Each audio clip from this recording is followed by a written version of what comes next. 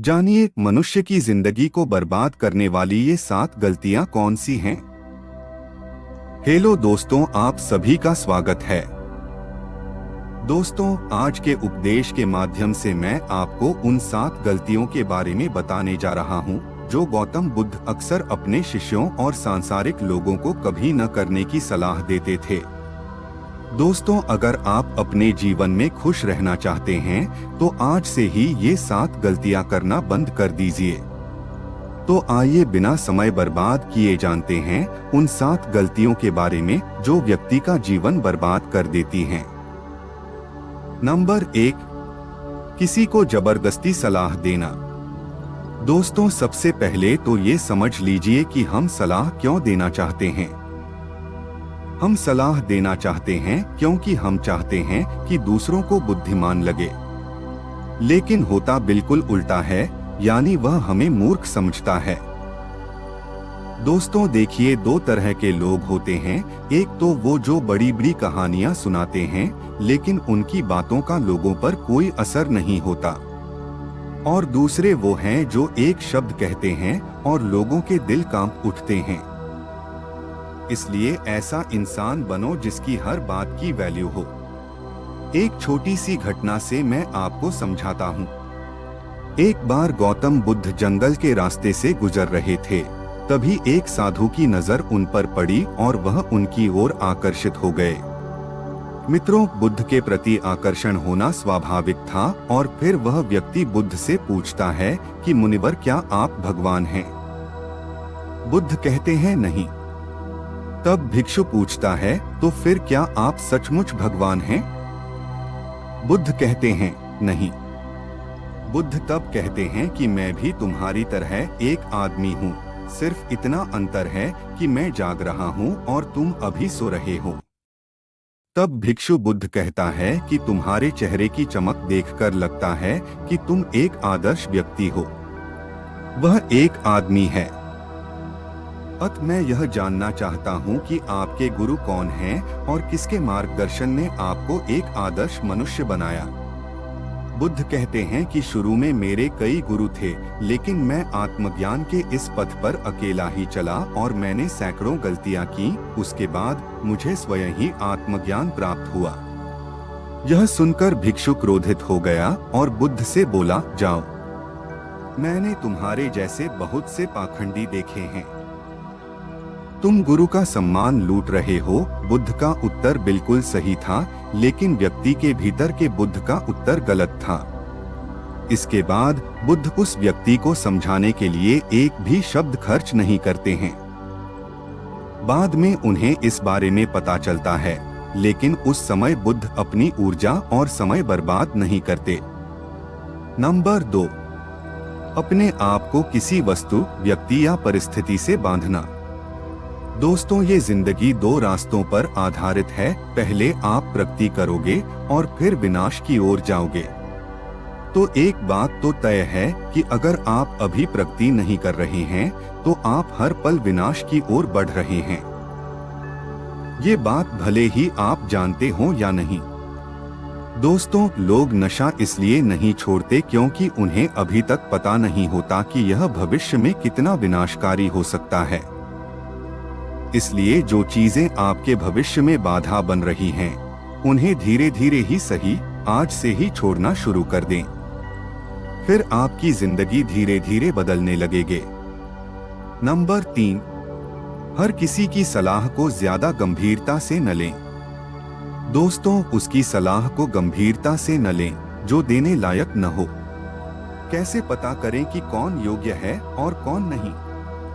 सीधी सी बात है, अगर कोई बुजुर्ग व्यक्ति है और सभी लोग उसका सम्मान करते हैं तो सिर्फ इसलिए उसकी सलाह को कभी गंभीरता से न लें।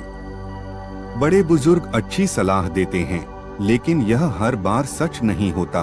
दोस्तों, अगर आप कुक बनना चाहते हैं और किसी गायक से सलाह लेते हैं तो संभव है कि गायक आपको सलाह तो दे, लेकिन आपका खाना नहीं बनेगा जो मानक आप चाहते हैं। हर सलाह को अपने अनुभव के आधार पर परखें और बिना अनुभव किए किसी नतीजे पर न पहुंचें।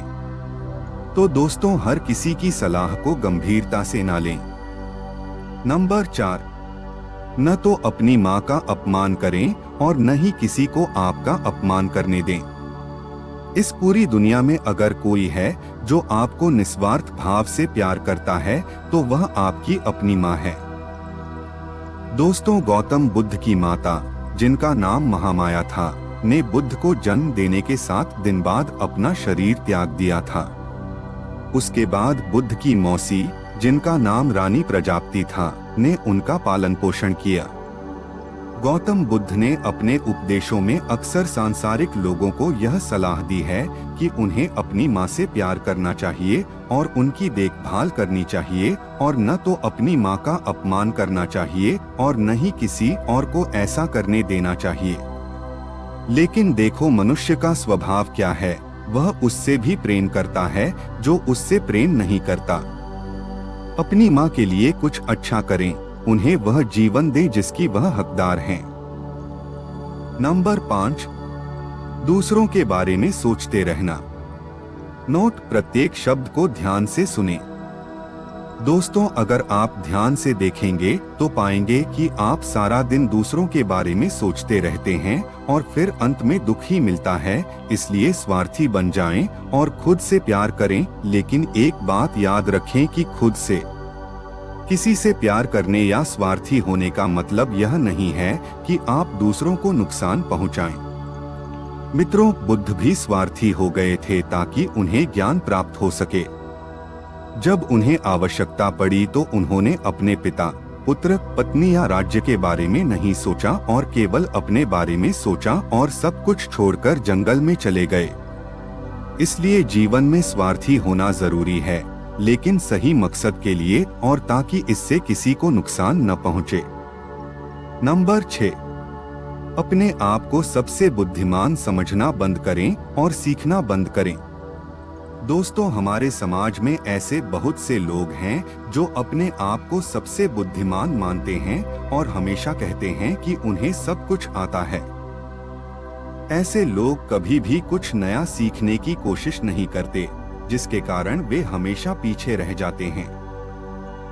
दोस्तों, जब हम कहते हैं कि हम सब कुछ जानते हैं तो हम अपने हाथों से ज्ञान प्राप्त करने का दरवाजा बंद कर लेते हैं, जिससे हम पिछड़ने लगते हैं। दोस्तों, बिल गेट्स और वॉरेन बफेट आज भी दिन में ज्यादातर समय पढ़ते रहते हैं और कुछ नया सीखते रहते हैं। दोस्तों, इसलिए हमेशा कुछ नया सीखते रहिए और आगे बढ़ते रहिए। नंबर 7, अपना समय बर्बाद करना। दोस्तों, जो दिन प्रतिदिन अपना समय बर्बाद करते रहते हैं, बाद में बहुत पछताना पड़ता है, क्योंकि समय, जैसा कि हम सभी जानते हैं, कभी वापस नहीं आता। दोस्तों, हमारे पास चाहे कितना भी पैसा हो, हम उस पैसे से 1 सेकंड भी समय खरीदकर वापस नहीं ला सकते। इसलिए हमारे पास जो भी समय बचा है, हमें उसका सदुपयोग करना चाहिए और कुछ ऐसा करना चाहिए जिससे लोगों और दुनिया का भला हो। दोस्तों, ये थी वो 7 गलतियां जो हमें अपने जीवन में कभी नहीं करनी चाहिए, और अगर आप भी अपने जीवन में ये 7 गलतियां कर रहे हैं तो आपको अब से ये 7 गलतियां करना बंद कर देना चाहिए। दोस्तों, आपको यह उपदेश कैसा लगा? कृपया नीचे दिए गए कमेंट बॉक्स में कमेंट करके हमें बताएं। साथ ही अगर आपको ये प्रवचन पसंद आया और ये आपके लिए उपयोगी लगा तो इस प्रवचन को अपने दोस्तों के साथ जरूर शेयर करें। दोस्तों, हम आपसे फिर मिलेंगे, तब तक आप जहां भी रहें खुश रहें और खुशियां बांटते रहें। हमें अपना बहुमूल्य समय देने के लिए बहुत बहुत धन्यवाद।